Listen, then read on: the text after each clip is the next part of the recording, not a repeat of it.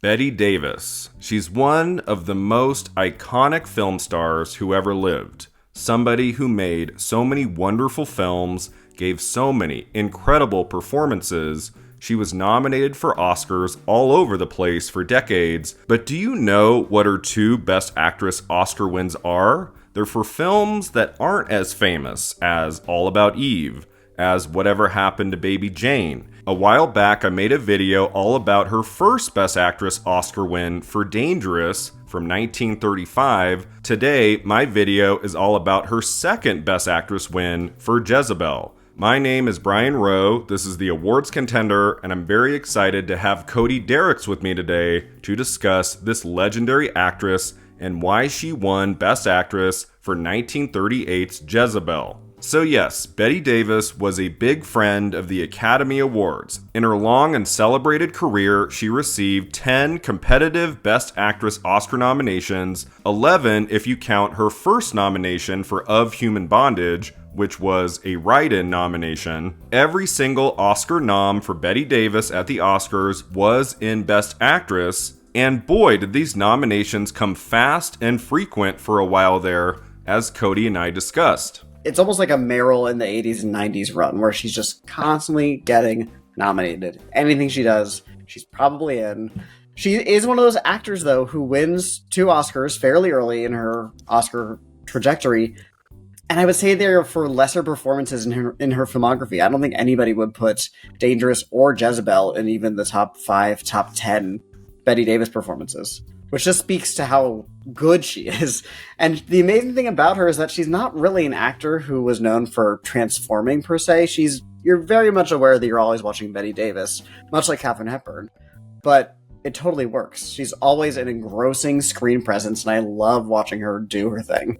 I totally agree with Cody. She's one of my all-time favorites, even though I don't really love her 2 Best Actress Oscar wins. The first one, as I've talked about on the channel before, was for Dangerous in early 1936. This was her first kind of official Oscar nomination after that write-in vote the year before for Of Human Bondage. In a career of so many landmark performances, you might scratch your head at this one. I have always felt that Bette Davis won Best Actress for Dangerous just to make up for the year before when the Academy failed to nominate her for Of Human Bondage, probably the best performance in the movies in 1934. And you know what? Cody agrees. Definitely. I've seen Dangerous. I don't remember a single thing about it. It's not a bad performance. She doesn't give bad performances. That's not true. Mr. Skeffington's kind of a snooze. But she clearly won because they didn't give it to her for Of Human Bondage. And it seemed like that wasn't enough because she wins on her next nomination just 3 years later. It was 1938's Jezebel, directed by William Wyler, that brought her back to the Oscar stage. But before we talk about Bette Davis's Oscar win for this movie, let's talk about Best Supporting Actress, where the winner, Faye Bainter, won for her performance in Jezebel as Aunt Belle Massey. Julia Child, I'm so sorry. For heaven's sake, don't be gentle with me now. She's very good in Jezebel. I didn't look at it as like, oh my god, like the performance of the year, give it supporting actress. I mean, she's very appealing in the movie. Like, she's got some nice, warm scenes with Bette Davis throughout, and she's just a great presence in that film, so it makes sense to me. It's not like the performance of the year, I would say. Yeah, in Jezebel, she is very pleasant. It's nice when she's on screen. She and Bette Davis's character have a nice relationship. It's a good performance. You know, she's investing a nice level of reality into this character. She's sympathetic. I can see why she won. I don't think she would get my vote. It's not the worst performance, or the worst win in this category. Now, what makes Faye Bainter's Oscar win in supporting actress pretty interesting is that at that ceremony, the 11th Academy Awards, which took place at the Biltmore Bowl of the Biltmore Hotel on February 23rd, 1939, Bainter was also nominated in Best Actress alongside Bette Davis for her performance in White Banners. Co-starring Claude Rains and Jackie Cooper, the film tells of a homeless woman named Hannah who drifts into the lives of a family in a small Indiana town. Wasn't as if they'd gone out empty-handed. They'd lost their lands, but they could find other lands. They'd lost their houses, but they could build better houses. So Bainter wins Best Supporting Actress. Did she have a shot to win Best Actress? Here's what Cody said about her performance. She's much better in Jezebel. This movie is kind of an unexciting. It's very domestic, very small, very family based. I haven't seen it in a long time. I don't remember her being in it very much, from what I recall. Oh, really? It's not a big role? No. I think, and again, I might be wrong, there's a big chunk of the movie where she's not in it. But I remember it being a very kind of passive performance. She defers to a lot of the other characters, and I wonder if this is just a symptom of her having a really good year. Yeah, I wonder if because they really loved her performance in Jezebel, maybe like enough people were noticing her this specific year that they said, oh, she's also good in White Banners. Let's give her a nomination there in Actress.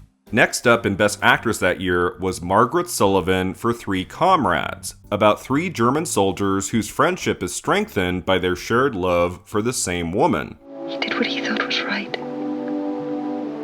It's honorable. Sullivan might have been somewhat competitive to win Best Actress at the Oscars that year, given that she took the Actress Prize from both the National Board of Review and the New York Film Critics. But as Cody talked to me about, this might be the most forgettable film and performance in the category. It's a movie about, it's her and three guys, and I remember her feeling like just like the woman. It's not a very exciting performance. I think she's better than Faye Bainter, but it's not the kind of performance that really should have been in the Oscar conversation. A much more memorable performance in the category that year was Wendy Hiller in Pygmalion, later musicalized very famously in My Fair Lady, about a phonetics expert who makes a bet that he can teach a Cockney flower girl to pass as a lady in high society. Now I know how to deal with you. Oh, what a fool I was not to think of it before. That's done you, Henry Higgins, it has, and I don't give that for your bullying and your fine talk. At the Oscars that year, Pygmalion got into Best Picture, Best Actor, Best Actress, and it won Best Screenplay, and as Cody and I discussed, Wendy Hiller is fantastic in it. I really love her in this movie. I think it's such a fun comic performance that never sacrifices the character's humanity. It's so apparent that not just her performance, but the movie itself is really setting the stage for My Fair Lady. Obviously, it's an adaptation of Pygmalion, but specifically the movie adaptation feels like an updated version of this film version of Pygmalion. And Wendy Hiller's a big reason for that. I think she's really good in this movie. Yeah, so Wendy Hiller, do you think she had any shot here to overtake Davis? Or was this just like, we liked your performance enough to get you in here? Possibly. I mean, the movie made it into Best Picture, but so did Jezebel. And Jezebel wins another Oscar.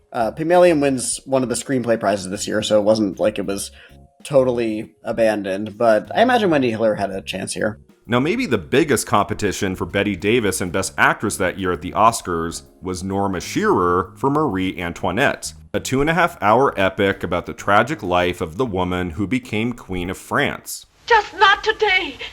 Give me a little time, I'll be braver then. Just a little time, but not today. Not now. Like Davis, Shearer was nominated at the Oscars all over the place in the 1930s. She was a very beloved star at the time. She won the Best Actress prize for Marie Antoinette from the Venice Film Festival, and the movie got 4 Oscar nominations total, including Best Supporting Actor, Best Art Direction, and Best Original Score. Norma Shearer had won a Best Actress Oscar back in 1930, but there had been a few more nominations in between that and her nomination for Marie Antoinette. She could have won here. She could have taken her second Best Actress Oscar win on what proved to be her final nomination at the Academy Awards. Here's what Cody had to say about her performance. I really like her in this movie. If I had a ballot this year, she gets my vote. She's not a super popular actress with a lot of Oscar snobs nowadays because I think her nominations in general are not amazing. You know, she's way too old for Romeo and Juliet, the one with her and Leslie Howard. They both are. And her win for The Divorcee is not the most well regarded, and there's some weird elements of like, was she favored because of who she was married to? Things I'm not going to get into because I don't have the full ability of speaking about it. But I think this is her best nomination. I think it's her best performance of what I've seen. The movie itself is good. It's mostly about her performance, though, obviously. But it's a very long movie. It's over 2 hours long. It's, It's exactly what you think it's going to be. It's a little, from what I remember, swooning and favorable about Marie Antoinette, which is not the greatest perspective in the world historically, but she's really good in it, especially towards the end when she's, nearing her execution. Finally, that takes us to Jezebel, co-starring Henry Fonda and George Brent. Set in 1850s Louisiana, Bette Davis plays Julie Marsden, a free-spirited Southern belle who loses her fiancé due to her pride and vanity, and she tries to win him back. To ask you to forgive me and love me as I love you. Bette Davis famously tried to get the role of Scarlett O'Hara in Gone with the Wind. It didn't work out, obviously, but Jezebel was probably the closest she ever came to doing a movie kind of like Gone with the Wind. Set in a similar time period, it's a very juicy leading role for any of the great actresses of the time. She's got a tremendous character arc. She is fascinating to watch in this movie. I really enjoyed it. I had seen this one once when I was a teenager, and I didn't really remember it at all. Watching it again recently, I wasn't amazed by the movie. It's not one of the greatest films of the 1930s, but it's very watchable, very entertaining, and I thought Bette Davis gave a wonderful performance in it. Here's what Cody had to say about Bette Davis in Jezebel. I think it's a good performance. She's doing her headstrong, go-get-em girl thing. She doesn't have as much sardonic energy as she would later have in her career. She's much more heroic is a weird word, but it's easy to root for her. Except for the fact that she's, running around the antebellum South, which is my big problem with this movie, is it's really hard to watch them be like, oh my god, what dress is she going to wear to the ball when there's atrocities happening behind them. Yeah. It feels like the zone of interest, but without the perspective of we are watching some evil happening here. So I didn't really care when they all got yellow fever at the end. But what she's doing is good. It's a classic Bette Davis. You just root for her. She comes in. She doesn't care what people think about her or what she's going to wear or any of this, blah, blah, blah. And it's that kind of weird thing with movies back then where she gets a little bit tamed. By the movie's end, she has kind of molded herself more to society's expectations and norms. And by the end, she gives up everything for a man. So it's a little bit disappointing to see a character who's so willful and independent. Just kind of, it's like the ending of Grease almost, where you're like, no, don't do that. But she's good. It's not my favorite nomination of hers, but it's far from her worst.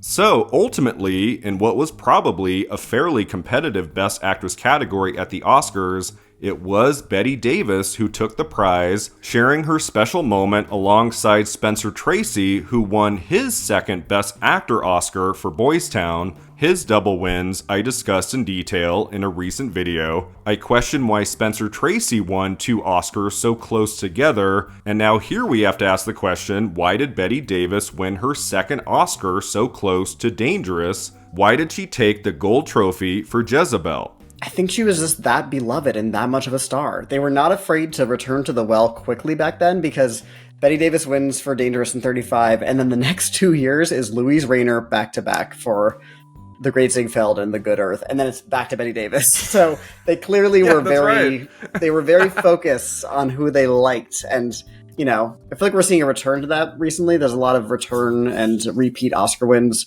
quickly nowadays, so I guess we're kind of back to the 30s in that sense sometimes. But I think she just was that big of a star, and the movie was well liked, clearly, that they were just give it to Bette again. And I wonder if there was talk back then of, well, this is a better performance than Dangerous is in a better movie, so we should give her another, and she deserves to have 2.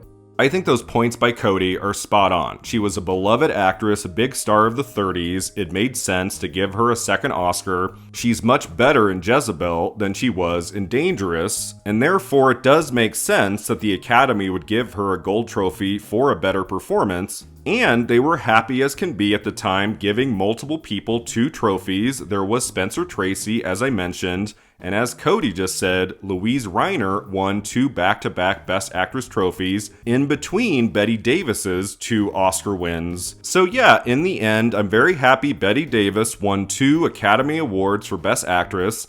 I would have preferred them to be for other movies, like Of Human Bondage, now Voyager, All About Eve, and especially Whatever Happened to Baby Jane. but I don't hate her Oscar wins for Dangerous and Jezebel, especially with Jezebel, I would say. That's a very strong movie. She's very good in it. It's maybe not like worthy of winning an Academy Award, but no matter what you think about Jezebel, about that Oscar win, you can't deny the power of Bette Davis. I would say she's undoubtedly the best thing about this movie, which I otherwise find kind of mediocre at best and tough to watch at worst.